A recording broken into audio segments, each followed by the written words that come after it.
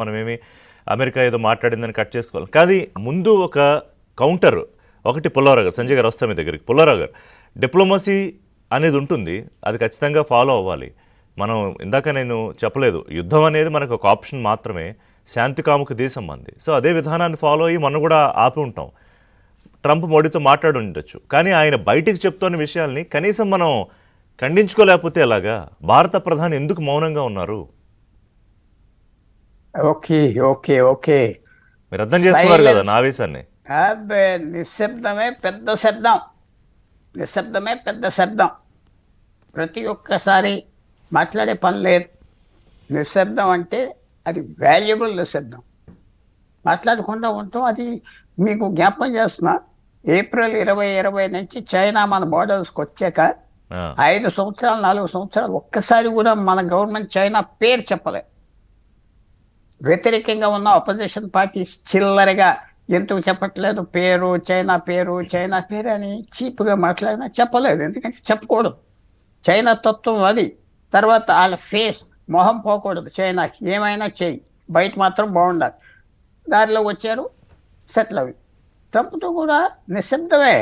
China గురించి మాట్లాడదాం. China దారిలోకి వచ్చారు మీరు అన్నారు, నేను ఒప్పుకోవట్లేదు. చైనా గురించి మాట్లాడదాం, బట్ ఫస్ట్ ట్రంప్.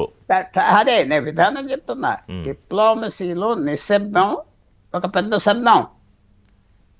నేను మాట్లాడను, మీరు చెప్పే మాటకి అంతే, అయిపోయింది.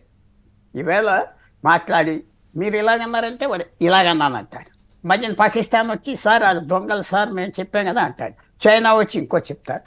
Media, international media, India fighting with Trump అంటారు. ఆడు మళ్ళీ తిడతాడు. మీరేమంటారు, తిడితే ఊరుకుంటావా అంటారు. శబ్దమే పెద్ద శబ్దం. టైం పాస్ అయిపోతుంది. ఇంకా వారం రోజులు పోయాక ఈ విషయాలు ఎవరికి అక్కర్లేదు. ట్రంప్కి మ్యాప్ తీసి కాశ్మీర్ ఎక్కడున్నదో తెలియదు. సో మనం చేసేది తెలిస్తే 1000 సమస్యను ఎందుకంటాడు? ఏమీ తెలియదు ఆయనకి, అదే తెలియదు, వేయాలి తెలీదు. నిన్న ప్రస్తుతం సిరియన్ డిక్టేటర్తో కూర్చుని వాడు 100 మందిని వాడు సైన్యం చంపేసి వాడు వాళ్ళని రేప్ చేసి మీకు చెప్పలేము ఏమేం చేశారు. చాలా మంచోడు, స్మార్ట్గా ఉన్నాడు, అందగాడు అన్నాడు నిన్న కలిసినప్పుడు. చెప్పండి అయిందా? అంటే మీరేమన్నారు, ఆయన తత్వం ఎలాగ? తత్వం అని కాదు. మనం వ్లాదిమిర్ పుతిన్ ఒక స్టైల్ ఉంటుంది, ఏమనాలో ఏమనకూడదో.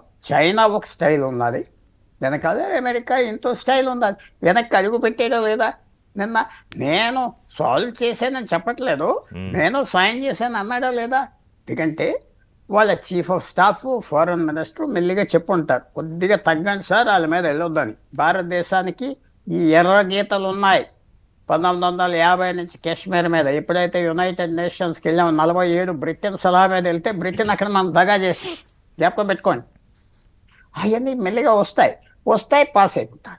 ఇది మళ్ళీ 1 2 రోజులు 3 రోజుల్లో భారతదేశం మంచిది అంటాడు ఆ ట్రేడ్ అగ్రిమెంట్. మీరు అంటే ఆయన తత్వం అంటలేదు, మనం పుల్లారావు గారు ఆయన తత్వం అదే అవ్వచ్చు.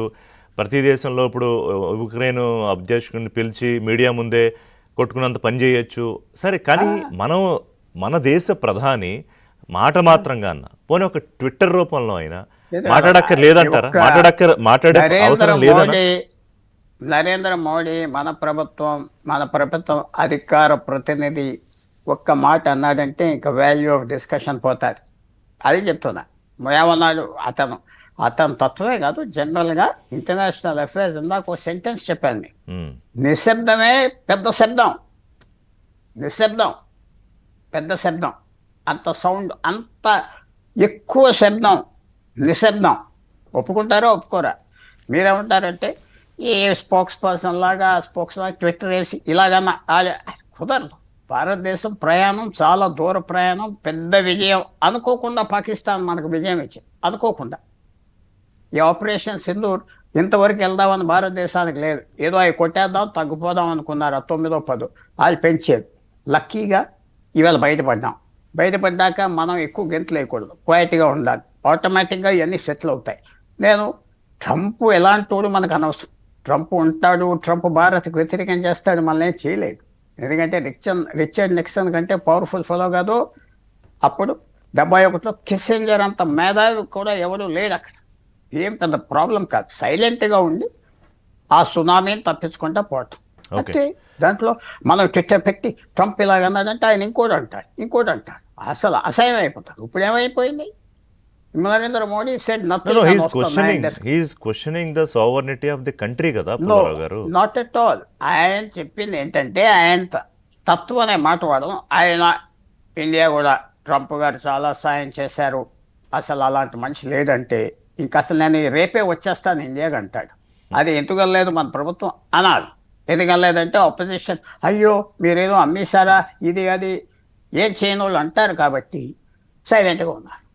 ట్రంప్ సైకాలజీ బాగా ఎవరు పుల్లారావు గారు మనకు తెలుసు. గల్ఫ్ కాదు ఇంకొంచెం 2 రోజులు దేశాలు ఆగితే పాకిస్తాన్ అడ్రస్ లేకుండా పోతుందని ట్రంప్ కంగారు పడ్డాడు.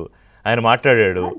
సరే ఆ అణ్వాయుధాలు లీకులు అదేదో వ్యవహారం నిజమో కాదో తెలియదు, అది నడుస్తుందో పక్కన. అది సో మన దాన్నే మంచిది మనం జరిగింది. పట్టగలిగామంటే పాకిస్తాన్ పరిస్థితి ఏంటి అని అయ్యయ్యో అని కంగారు పడ్డాడు ట్రంప్. ఇది మనకు తెలుసు కదా. ట్రంప్ అంటే మన శత్రు దేశం వెనకాల ద్వైపాక్షికంగా కూడా కాదు, దాదాపు ఏకపక్షంగానే ఉండి మాట్లాడుతున్నట్టే. పైకి ఏం మాట్లాడారు ఏ లేదు, అంటే లేదు. కాదు అసలు వ్యాపారం చేసుకోమన్నా ఇద్దరు సంతోషించారు, థ్యాంక్ యూ చెప్పారు అన్నట్టు మాట్లాడుతున్నాడు కదా ఆయన. అదే చెప్పనే మీరు ఫోన్ మీరు అందరికీ రేపు పెద్దవాడి పుల్లారావు గారు చెప్పారు థ్యాంక్ యూ చెప్పారంటే yes I said thank you అంటాను. అవి అన్నారా మంచిగా. ఇవన్నీ మీరు చైనా అమెరికా గత 90 రోజులు తిట్లు తిన్నాయి, ఒకళ్ళొకళ్ళు ఎలా